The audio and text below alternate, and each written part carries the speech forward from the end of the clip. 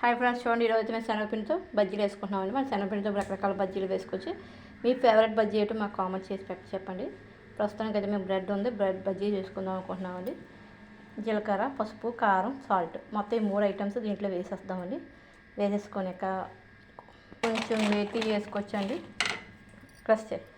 Crush చేసి వేసుకుంటే మంచిదండి. కొంచెం క్రష్ చేసుకొని మేతి కూడా వేసుకోవచ్చు. ధనియాల పౌడర్ కూడా మనకి మంచి ఫ్లేవర్ని టేస్ట్ని ఇస్తుంది కదా. ధనియా పౌడర్, బేకింగ్ లిటిల్ బిట్ అని మేము ఎక్కువ వేసుకోము అసలు యాక్చువల్గా చెప్పాలంటే. అండ్ వాటర్ కలుపుకోవడానికి మనం వాటర్